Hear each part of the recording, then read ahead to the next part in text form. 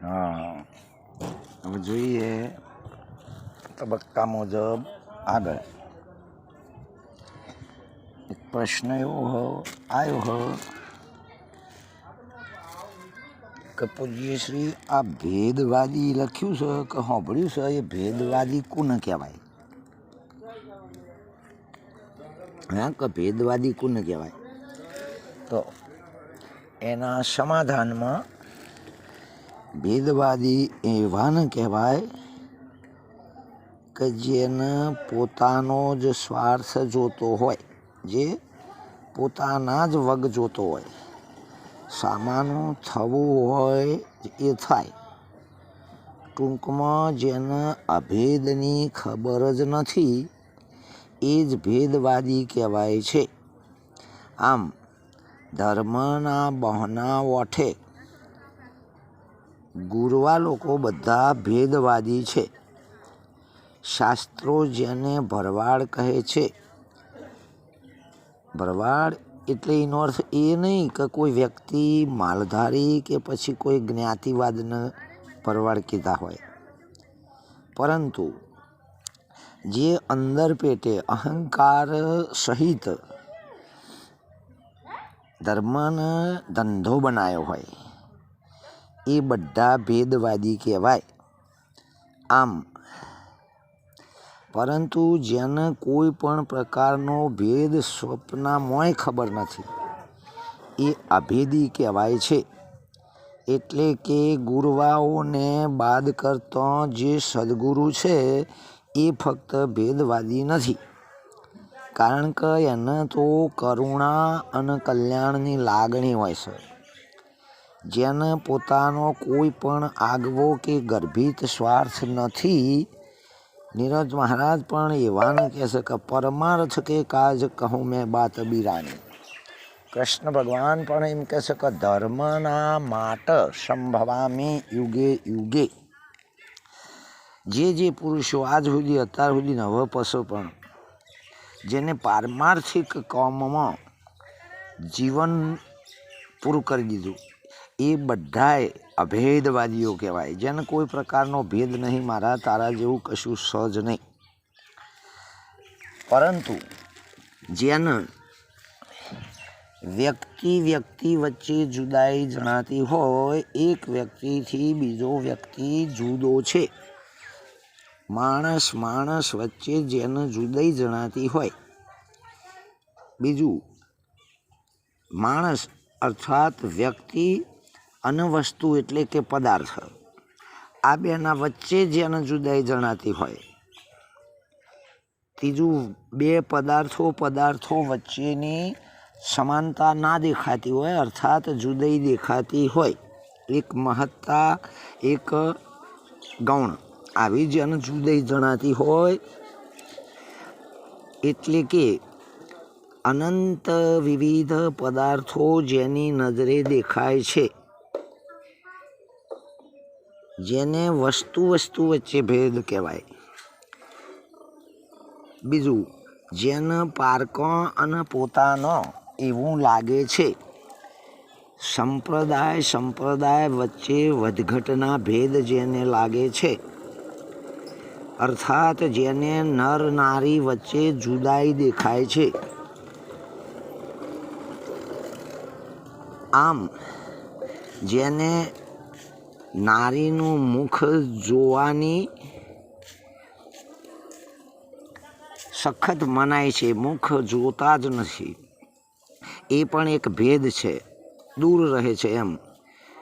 એટલે કે દરેકનો ભગવાન જુદો જેને માન્યો છે અને પોતાનો મોભો કંઈક ઊંચો માન્યો છે, બધાના ભેગા નીચે બેસવામાં જેને અહંકાર આડો આવે છે, કારણ કે એક જ્ઞાની એક અજ્ઞાની, આવો ભેદ જેનો મટ્યો જ નથી એને ભેદવાદી કહેવાય છે.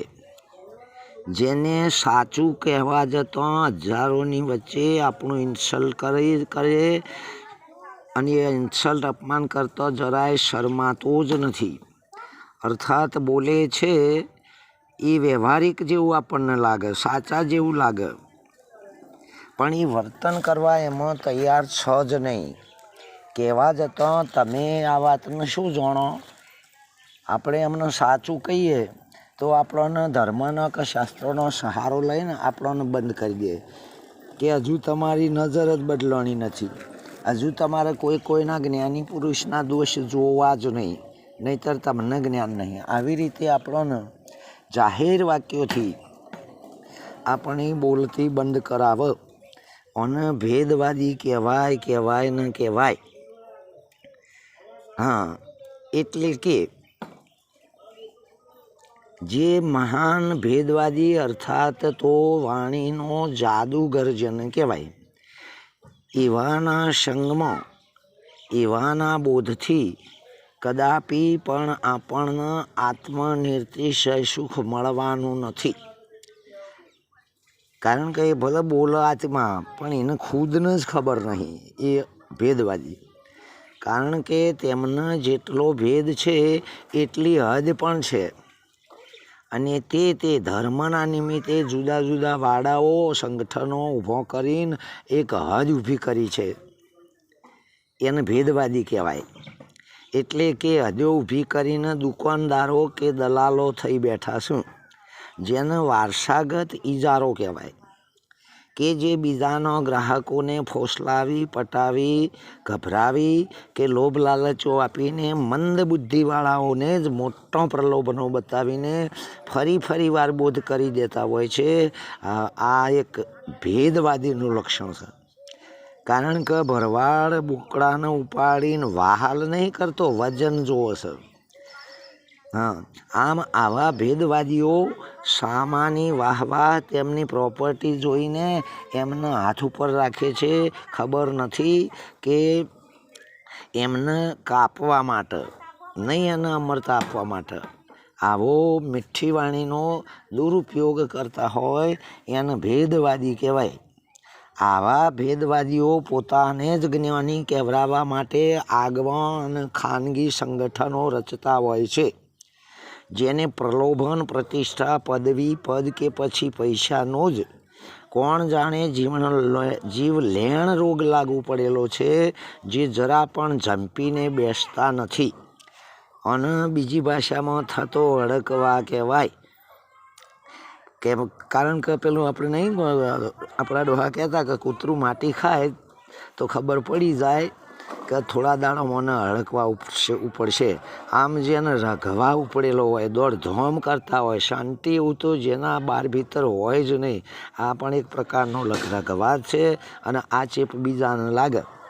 પહેલાંના જમાનામાં જેમ કહેતો આપણા ગયડો મા બાપ કે એ ખોજા આવ્યા, તો જેમ ખોજા છોકરાને ઉપાડી જતા હતા એવું કહેવાતું સાંભળ્યું છે. અગર તો મૂડા નામના બાળકો, જ્યારે બાળકો રોવે કારણ કે એ મૂડો આવે એટલે કોને કાપી લેશે, નાગવેધી કરશે, એટલે આપણે બીકના માર્યા હંતાઈ જતા હતા. આવો પોતાનો રોફ બીજાને ગભરાઈ દબાઈ બોલતા બંધ કરી દેવા માટે અને મર્યાદા આપણને હાચવે આપણી એવું દબાણપૂર્વક જેનું વર્તમાન હોય એને ભેદવાદી કહેવાય છે. હા, એટલે વર્તમાનમાં પણ બધાની વચ્ચે જગ જાહેર ઉજળા લુગડે ફરે છે. જો કે થોડા સમય પૂરતા વાણીના સુધરેલા છે એવું તો દેખાય, કાર્ય જબરજસ્ત મધુરું મીઠું અને સ્વચ્છ બોલે છે, પણ એવું નથી. એમના ભીતરમાં ખોજા એ તો ખોજા જ, અને મૂડો એ તો મૂડો જ, કોઈ બદલાઈ જવાના નથી. માટે જ કોઈ ચૈતન્યનિષ્ઠ, ચૈતન્ય વિલાસી વાણી અને વેદાંતના પ્રમાણથી યુક્તિ સિદ્ધ છે એ અભેદવાદી છે. અને એવાના સંગમાં રહેવાથી આપણું જીવન સાર્થક છે. જે કોઈ પણ નહીં કીધું સાખીમાં કે ગુરુ એસા ચાહીએ સેવક સે કુછ ના લે, પણ સેવક એછા ચાહીએ સબ કુછ ગુરુ કો દેત. ભેદવાદી આવાને ના કહેવાય. બીજી પણ એક સાખી છે કે સેવકના સુખ કારણે ગુરુ કસોટી લેત, ઉપરના બધા ઉપચાર પણ અંતરમાં હોય હેત.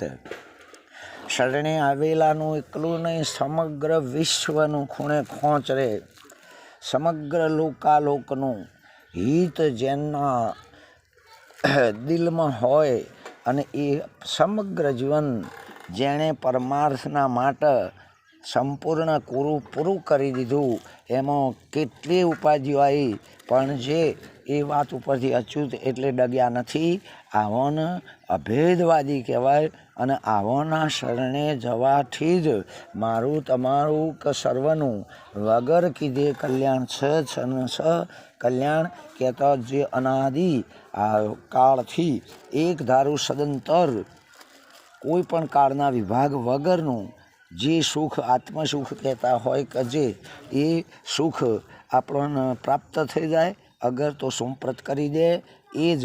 અને તમારું જેમ જેમ વિકાસ જણાય એમ એમ એ દિલમાં હરખાય, આનંદિત થાય, રાજી થાય અને અભેદવાદી કહેવાય. અને અભેદવાદીના શરણે જતો કોઈ પણ પ્રકારનો ભેદ રહેતો નથી.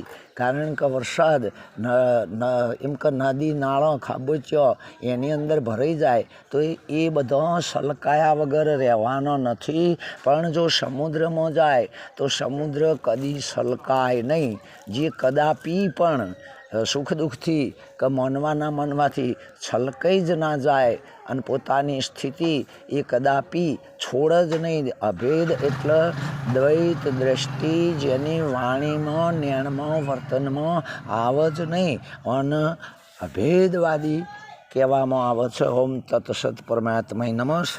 જય ગુરુ મહારાજ.